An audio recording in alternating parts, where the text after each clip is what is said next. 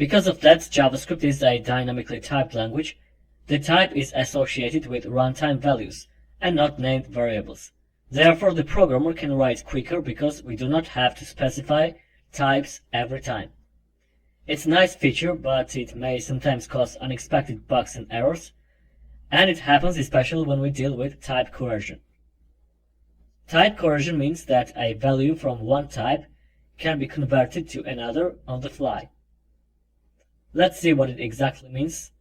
Create variable a, which equals to 10 plus 5, and run it in console. It's definitely 15, and type of the result value is a number. You see, the color of it is blue. Now put 5 within quotes and make it string. So what do you expect to get? We have number 10, and on the other hand we have 5, which is a string. Let's see. We have 105 in console. So let me explain what has happened here. JavaScript engine has found plus sign in this statement, and you know that plus sign belongs to arithmetical operators, but simultaneously it works for string values. It concatenates them. For example, we can concatenate multiple string values like this, create another variable b, which equals to hello, then plus dear, plus student, and run this variable in console.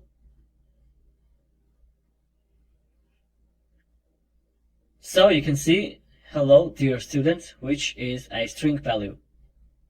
Alright, let's go back to the first example in which JavaScript engine has to decide either convert 10 to string or 5 to number. The people who has created this nice programming language decided that in this case 10 should be converted to a string value, and this whole process is called type coercion. JavaScript engine has coerced 10 to string, but the key point is that we didn't ask for doing that to the engine. When JavaScript engine saw the statement, it automatically coerced number into string. Okay, let's see what happens if we use other arithmetical operator, let's say multiplication. And you see that we have 50. If we look at this number, we'll find that it has blue color because it's actually a number. So JavaScript engine has coerced 5 into number because multiplication is an arithmetical operator and it's used with numbers only. Alright, let's consider another case. Write variable a equals to 5 plus 10 plus b, which is string, and log it in console. You see that we have got 15b. Okay, now let's place b before 5. Write variable c equals to b plus 5 plus 10, and run it in console. So we have now b 5, 10. We have got different results in both cases, and it seems to be weird, right? Let's explain what happened. As you already know, JavaScript engine reads the codes from left to right. So in the first case, it has found numbers for the first operation and has added them as the numbers. So the value became 15. And after that, it has coerced it to string, and we have got 15b. As for the second case, engine saw the string at the beginning of the value, and then it has coerced 5 to a string. So we got b5 after the first operation, and in the same way it has coerced 10 to string, therefore we got the string value b510. Make sense? Alright. Remember that all of these things happen on the runtime, on the fly.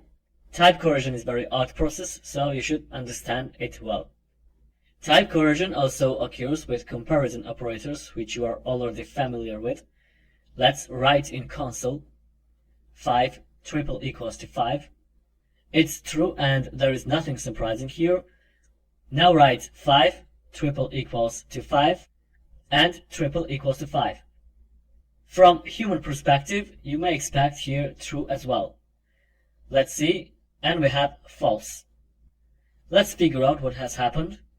5 triple equals to 5 is definitely true, and true is Boolean value, so we have got true after first triple equals. Therefore, the next triple equals has compared the Boolean value true and the number 5, and therefore it became false. Make sense? Okay, actually this is what happened on the fly. True triple equals to 5. Generally, Boolean values can be coerced into numbers. I mean that true can be coerced into 1 and false into 0. To prove that, let's write true double equals to 1. Double equal compares, as we remember, only values and not data types. So here we have true. The same happens with false. If we write false double equals to 0, then we will get true. But in case of triple equals, we will have opposite values. So as I already recommended, in order to avoid unexpected results, which may cause errors and bugs that then are hard to find and debug, the solution is to use triple equals operator, because it's always a better practice. Okay, if you're new in programming, you may be a little bit confused and you may think where you can use those little details. But trust me, when you work with tons of lines of codes in the future, it will definitely help you. Alright, in this lecture we have discussed what type coercion is, how it works with comparison operators, and we have seen some interesting and weird things. Okay,